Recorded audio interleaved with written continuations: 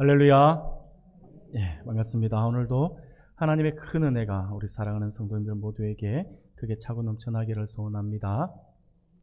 예, 오늘 우리는 로마서 말씀을 우리가 가지고 인류의 타락과 죄의 결과 부분에 대해서 우리가 함께 살펴보면서 하나님의 은혜를 나누고자 합니다.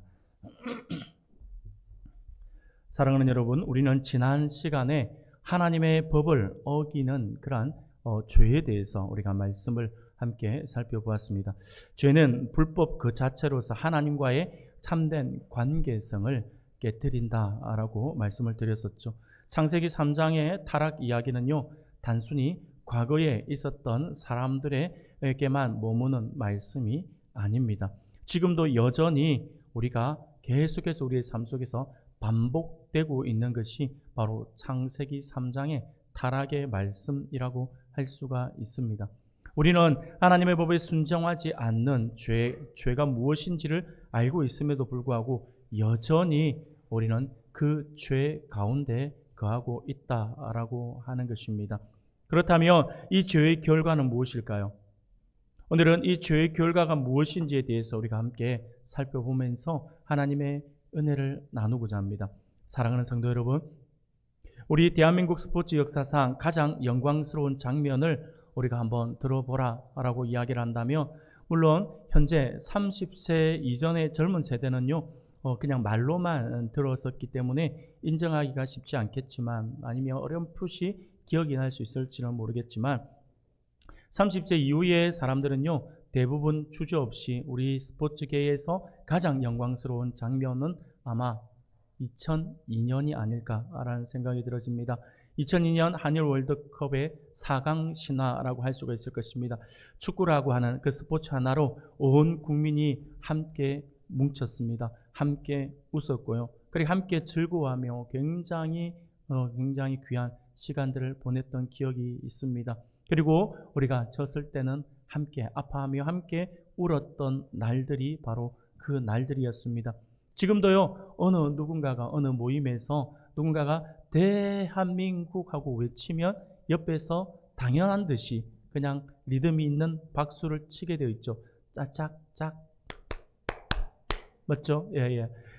이게 마치 우리에게 이제 막 이게 붙어서 나오는 거예요. 누가 뭐라도 이제 대한민국만 하면 자연스럽게 이 박수를 쳤어요. 그래서 제가 30세 이전의 친구들은 이게 잘 기억을 하지 못한다라고 이야기했던 게 뭐냐면, 우리가 4강 신화를 이룬 내용들은 기억하게 할 수는 있겠지만 그때 어떤 상황이 있었는지에 대해서는 기억을 못할 거예요. 그때는 여러분들이 그 이후의 세대들은요 그때 어떤 일이 있었는지 아시지 않습니까? 그때는요 사람들이 길을 가다가도 차에서 클락션을 눌러도 빵빵 안 하죠. 빵빵빵빵빵 하고 눌러요. 그러면 짜증도 안 내요. 그러면 와 같이 막 손도 막 들으면서 박수도 치고, 그때 막 축구하다가 사람들은요 아파트에서 보고 있는 사람들은 냄비 뚜껑 들고 나와가지고 막 밖에서 두드리고 했던 기억이 날 정도입니다. 저도 그때 어렴풋이 기억납니다. 제가 가르치던 청소년 녀석들이 저녁에 이겼다고 좋다고 지나가는데 버스 위에 사람들이 태극기를 흔들고 버스 위에 올라가 있는 거예요. 그러니까 누가 저 위험하게 저 올라가갖고 저라고 이건 너무한 거 아이가? 자세히 보니 어디서 많이 본 애예요. 알고 보니까 우리 교회 아이들이더라고요. 남의 버스 위에 올라가가지고 태극기 흔들어서 막 그러면서 좋아했던 그때, 바로 약 20년이 더 지났죠. 더 지난 그때의 그 영광 아직도 잊어지지 않습니다. 지금도요 20년이 더 지난 지금도 그때의 생각을 하며 희열과 함께 전율이 느껴질 정도로 엄청난 사건과도 같은 것이었습니다. 그런데 있잖아요, 우리는 이 영광스러운 장면들을 회상하며 표현을 할 때 아주 재밌는 표현을 하나 하고 있습니다. 그것은 다름이 아니라 그날의 그 영광을 우리는 우리의 영광이라고 이야기한다라고 하는 것이죠.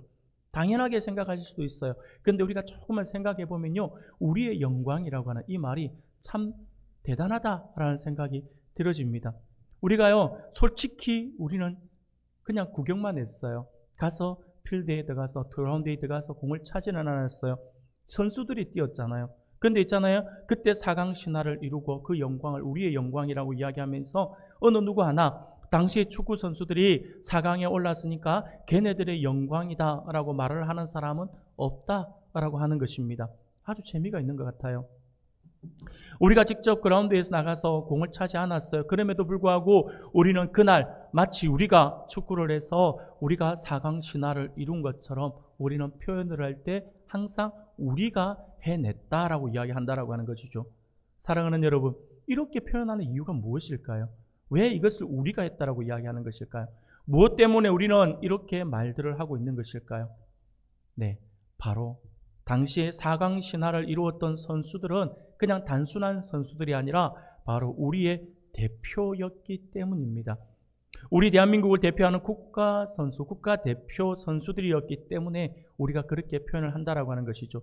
그래서 우리는 국가대표 선수가 이기면 우리가 이겼다라고 이야기를 하며 함께 즐거워하고, 대표 선수들이 지면 우리가 졌다라고 이야기를 하면서 함께 패배의 쓰라림을 겪는다라고 하는 것이죠. 그러므로 항상 국가를 대표하는 사람들은요, 행동이나 말 등 모든 부분에 있어서 주목을 받고 있고 또 많은 사람들에게 영향을 줄 수 있기 때문에 늘 조심해야 하는 자리입니다. 이것은요, 스포츠계에만 포함이 되는 건 아니죠. 우리 국가를 대표하는 지도자, 우리 국가를 대표하는 어떤 사람들, 그런 사람들은요, 항상 늘 조심해야 합니다. 말 한마디 하더라도 내가 나의 진영에 소속되어 있는 사람들에게 좋은 말을 한다 하더라도 나와 반대되는 사람들에게 아픔이 되는 말이라고 한다면 그 말은 가급적이면 하지 않는 게 옳다라고 하는 것이죠. 왜냐하면 특정한 몇몇 사람들의 대표가 아니라 나라의 대표이기 때문이다 라고 하는 것이죠. 그렇기 때문에 항상 국가를 대표하는 사람들은요, 많은 사람들의 주목을 받고 있기 때문에 늘 조심해야 하죠. 국가대표라고 하는 자리는요, 대한민국 전체를 대표하는 자리이기 때문에 어떻게 보면 영광스러운 자리이면서 동시에 아주 무거운 자리라고도 할 수가 있을 것입니다. 때문에 국가를 대표하는 선수들은 항상 우리가 대한민국을 대표한다라고 하는 마음가짐으로 모든 일에 있어서 책임감을 느끼며 맡은 일에 최선을 다하여 성실히 임해야 한다라고 하는 것이죠. 사랑하는 여러분, 그때 문득 이런 생각을 한번 해보게 됩니다. 이처럼 스포츠계에서는 대한민국을 대표하는 사람으로서 국가대표가 있다라고 한다면 모든 인류를 대표하는 존재도 있을까라고 하는 것이죠. 만약 그가 있다면 그 사람의 행동은 모든 인류에게 어떤 영향을 미칠까라고 하는 생각을 문득 해보게 됩니다. 오늘 본문의 말씀은요, 그것을 우리에게 말씀해 주고 있어요. 그러므로 오늘은요, 우리가 읽은 본문의 말씀을 통해서 과연 그것이 무엇인지를 우리가 함께 살펴보면서 하나님의 은혜 안으로 들어가고자 합니다. 사랑하는 성도 여러분, 하나님은요, 세상을 창조하시는 과정에서 하루하루 하나님의 말씀대로 창조되어져 가는 만물의 모습을 보시면서 굉장히 흐뭇해 하셨다라고 하는 사실을 우리가 잘 알고 있습니다. 얼마나 흐뭇해 하셨는지 보시기에 좋았더라라고 말씀을 하셨음을 알고 있습니다. 심지어 모든 만물을 만드시고 마지막 6째 날 창조의 극치라고 할 수 있는 사람을 직접 손으로 빚어 만들어 주셨어요. 그리고 그에게 생기를 불어서 그로 하여금 생명이 되게 하심으로써 그가 하나님의 선물인 만물을 보고 그 속에서 웃으며 행복해하는 모습을 보시면서 하나님은요, 그 장면이 얼마나 보시기 좋았던지 성경은요, 하나님의 마음을 이렇게 표현하죠. 보시기에 심히 좋았더라라고 표현을 하고 있습니다. 사랑하는 여러분, 제가 여기서 이 심히 좋았다, 좋다라고 하는 부분들에 대해서는 몇 번에 걸쳐서 여러분들에게 말씀을 드린 적이 있습니다. 여기서 좋다라고 해석한 히브리어 단어는요, 토브라고 하는 단어라고 말씀을 드렸죠. 그런데 이 토브는요, 좋다라고 하는 의미만을 가지고 있는 것이 아니라 바로 행복이라고 하는 의미도 함께 가지고 있다라고 그렇게 말씀을 드렸었죠.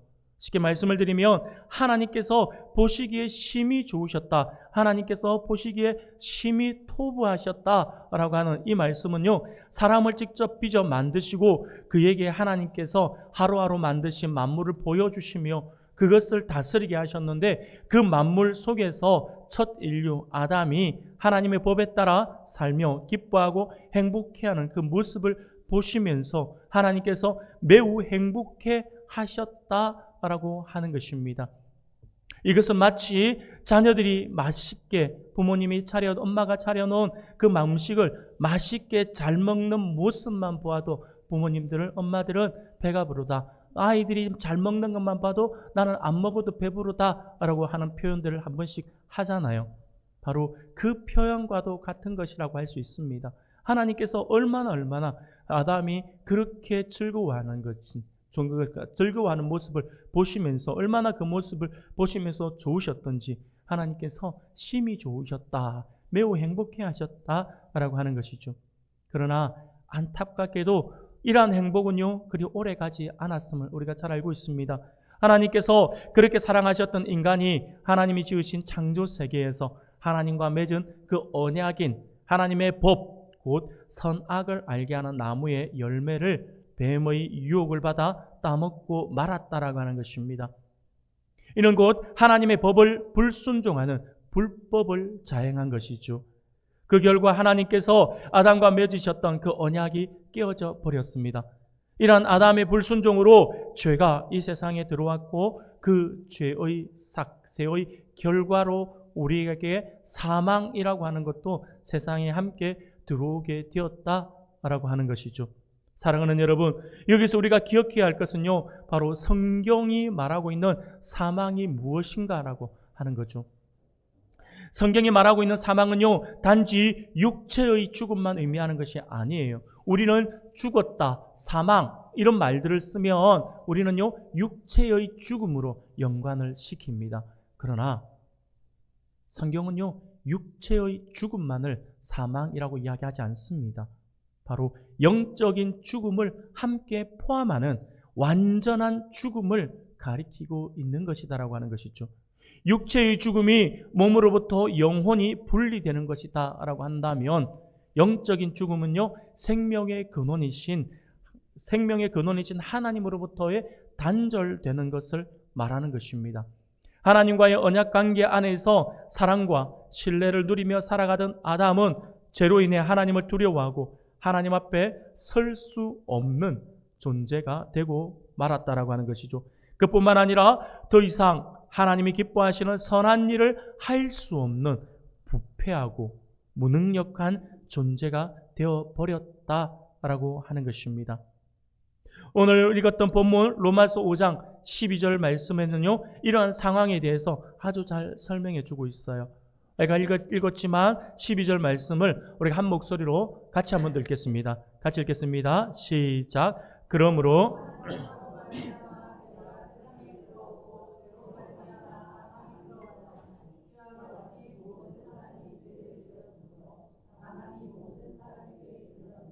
아멘. 사랑하는 여러분, 여기서 바울 사도가 말한 한 사람은 바로 하나님이 최초로 창조하신, 직접 손으로 빚어서 만들어주신 아담을 이야기합니다.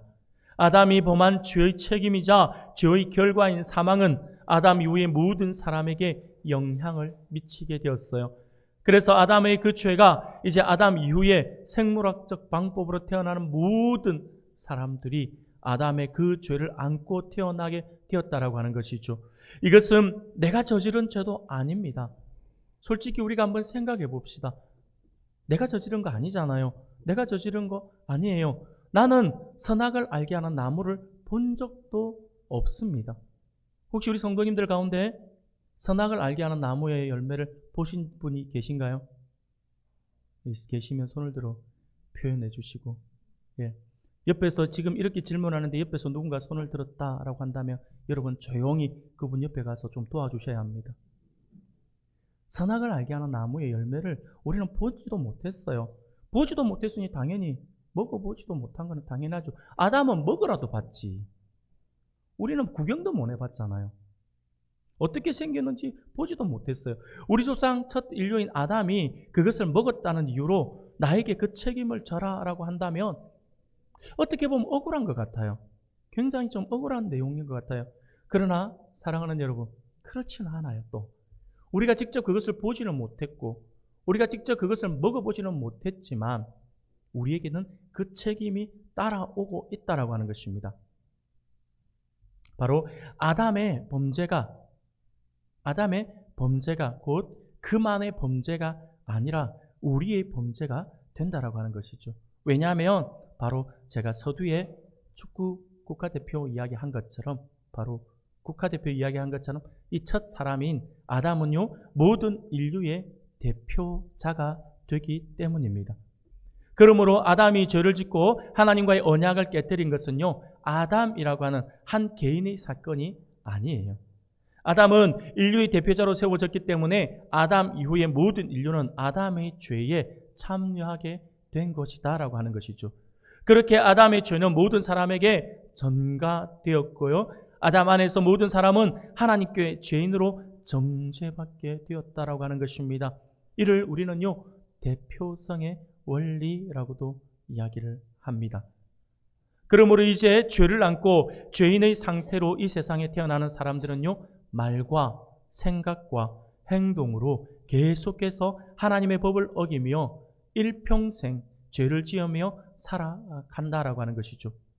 우리는 창세기 4장부터 이어지는 내용을 통해서 죄가 얼마나 빠르게 확산되는지를 우리가 볼 수가 있어요.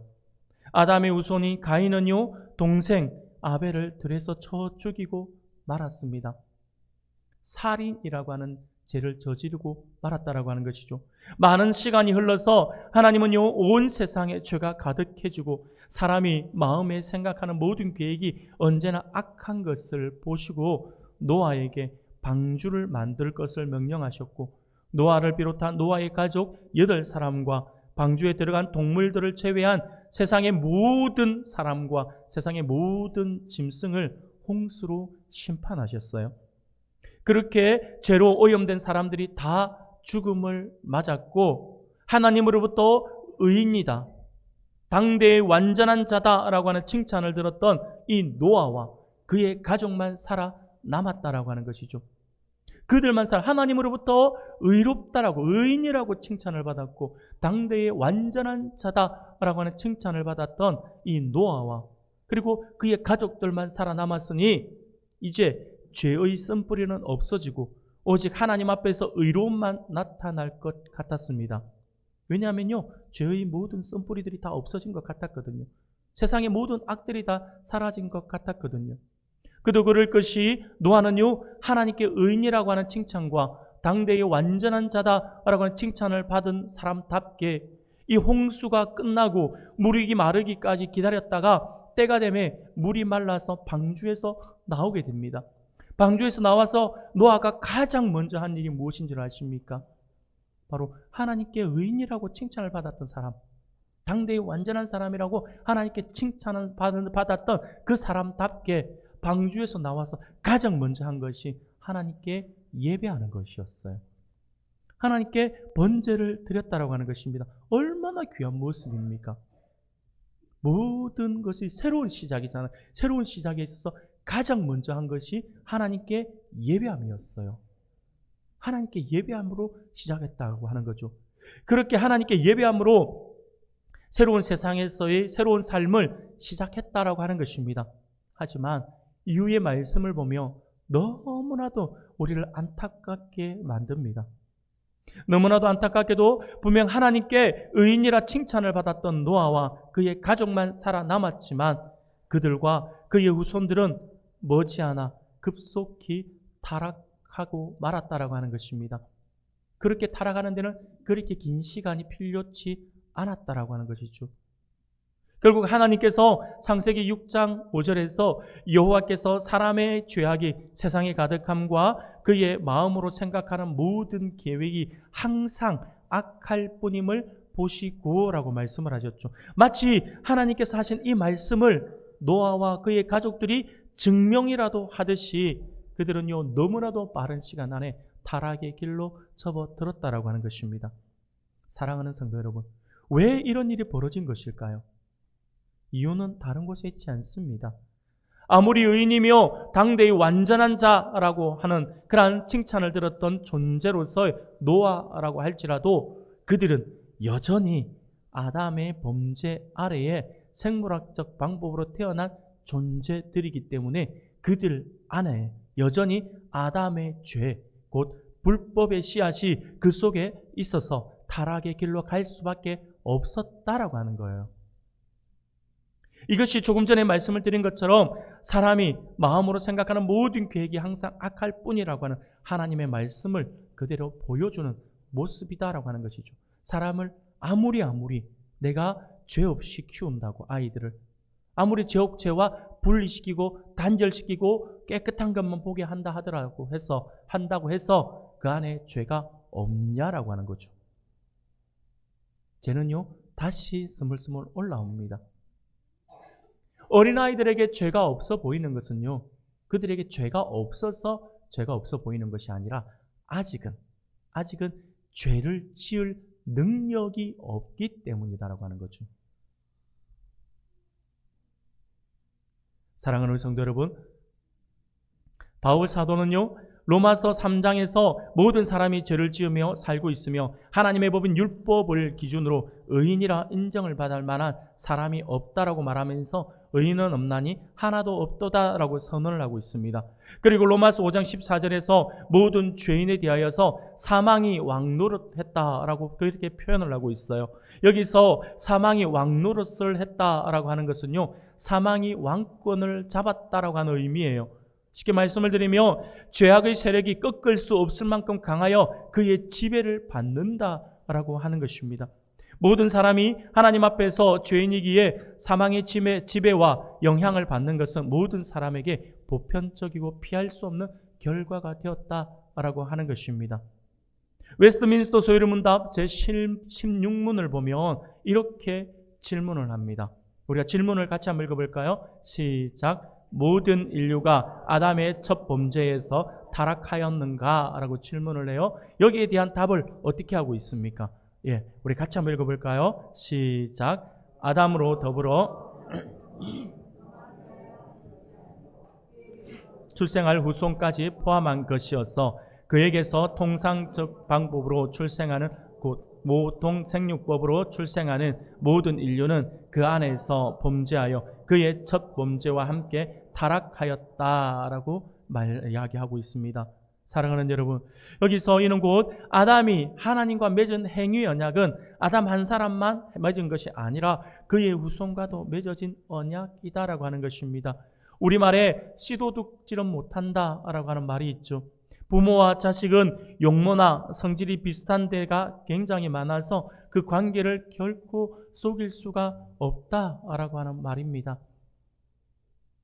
우리가 흔히 아이들이 태어나며 낮에 보면 어르신들이 볼 때에 아이들이 태어나서 낮에 거기 아빠와 아들이 함께 자는 모습을 보면 씨도둑 못한다 뭐 이런 이야기를 많이 자는 폼까지 똑같고 옆으로 눕는 모습까지 비슷하게 이렇게 하는 모습을 보게 돼요. 그러면서 그런 말들을 쓰잖아요.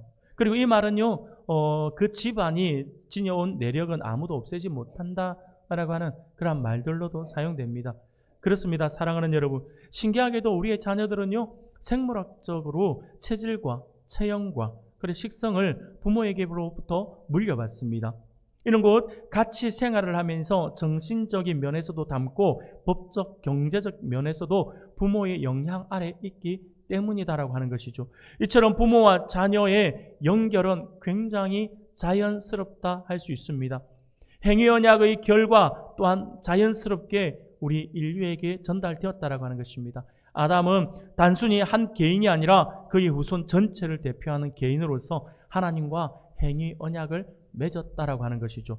아담과 하와를 통하여서 모든 인류가 태어났고 아담과 하와가 지닌 사람으로서의 그 특성이 후손들에게 유전되었다라고 하는 것입니다. 따라서 아담이 하나님과 맺은 언약의 조건과 상급들 또한 후손들에게 이어지는 것입니다. 그렇습니다. 사랑하는 여러분, 아담은 혈통의 측면에서 인류의 첫 부모로서의 인류의 대표이고 언약적인 측면에서 언약의 체결자로서 인류의 대표이다라고 하는 것입니다. 아담은 단순히 개인이 아니라 인류의 대표다라고 하는 사실을 주목해야 합니다. 이것을 우리가 절대 잊어서는 안 됩니다. 인류의 대표가 죄를 지었기 때문에 모든 인류 또한 죄 가운데 있는 것입니다. 모든 인류는 아담의 범죄에 같이 참여하여 죄를 짓고 타락한 것이 되고 말았습니다. 만약에 반대로 한번 생각을 해볼까요? 반대로 생각해서 아담이 하나님께 불순종하지 않고 하나님과의 언약에 충실했다라고 한다며 그렇게 해서 거룩하고 진실하고 의로운 하나님의 백성으로서 하나님의 통치 아래 영원토록 생명과 복과 안식을 누리며 살았다라고 한다면 우리 또한 마찬가지예요. 아담이 하나님의 언약에 충실했다라고 한다면 우리 역시 마찬가지로 그 복을 함께 누리게 된다라고 하는 것입니다. 하지만 아담이 불순종했기 때문에 아담을 대표로 언약을 맺은 모든 인류는 죄인이 되어서 사망의 형벌을 받게 되었다라고 하는 것이죠. 참으로 안타까운 장면이라고 할 수 있을 것입니다. 이렇게 아담 안에서 태어나는 모든 사람들이 날 때부터 가지고 있는 그 죄책을 우리는 원죄라고 이야기를 합니다. 원죄에 대한 이야기는 제가 자주 언급을 하고 말씀을 드렸던 것 같습니다. 그리고 웨스트민스터 소리문답 18문을 보면 또 이렇게 질문을 합니다. 인간이 타락한 상태에서 죄가 되는 것은 무엇입니까? 라고 질문을 해요. 여기에 대한 답이 무엇인지 우리가 같이 읽겠습니다. 시작. 인간이 타락한 상태에서 죄가 되는 것은 아담의 첫 죄의 유죄성과 근본 의의가 없는 것과 온 성품이 부패한 것인데 이것은 보통 원죄라 하는 것이요 아울러 원죄로 말미암아 나오는 모든 죄다라고 이야기를 하고 있습니다. 사랑하는 여러분, 이렇게 인류의 대표인 아담의 죄로 인해서 모든 사람은 원죄를 갖고 하나님과의 언약 관계가 끊어진 상태에서 태어납니다. 또한 하나님을 찾을 수도 없고 하나님을 기쁘시게 하는 선을 행할 수도 없는 전적으로 부패하고 무능력한 존재로서 죄와 사망의 지배 아래 살아가다가 그 영원한 사망을 맞이할 수밖에 없는 비참한 처지에 놓이게 되었다라고 하는 것입니다. 이는 오늘 우리들도 마찬가지입니다. 그 당시에 아담과 그 당시에 아담의 자손들이 아니라 오늘 우리들에게 적용이 되어지는 말씀이에요. 저를 포함하여서 이 자리에 앉아 계신 우리 모든 성도님들 마찬가지입니다. 우리 모두가 죄인이다라고 하는 것입니다. 그 누구도 우리의 죄를 해결할 수가 없어요. 우리가 죄인임에도 불구하고 이 죄의 문제를 우리는 해결할 수 있는 능력이 없다라고 하는 거예요. 우리가 할 수 있는 것은 아무것도 없어요. 우리는 그저 하나님의 긍휼과 은혜를 기다릴 뿐입니다. 하나님께서 긍휼을 베풀어 주시고 은혜를 베풀어 주신다면 우리에게 조그만 희망이 있겠죠. 우리 스스로는요 아무것도 할 수 없는 존재들이 되고 말았다라고 하는 것입니다. 사랑하는 성도 여러분, 여러분 살아가면서 의인은 하나도 없고 모두가 죄인이다라고 하는 하나님의 말씀을 어떻게 여기고 살아가고 계십니까? 이 말씀을 삶의 연장석에서 실감하면서 살아가고 있으십니까? 저는 늘 실감하는 것 같아요. 저부터도 그렇고 모든 사람이 다 그런 것 같아요. 정말 하나님의 말씀은 진리의 말씀인 것 같다라는 생각이 들어집니다. 사랑하는 여러분, 과거의 사람들은요 인간의 본성에 대한 관심이 많았어요. 그래서 인간의 본성이 선한지 아니면 악한지를 놓고 고민하고 토론하는 그러한 시절들이 있었습니다. 유가의 사상가 맹자라고 하는 사람은 사람의 성품은 본래부터 선하다라고 하여서 성선설을 주장했죠. 성선설, 여러분 성악설 한번 들어보셨을 겁니다. 학교에서도 도덕 시간에 가르치고 있는 그러한 내용이죠. 그래서 이 맹자는요 사람의 성품은 본래부터 선하다라고 하는 의미에서 성선설을 주장했어요.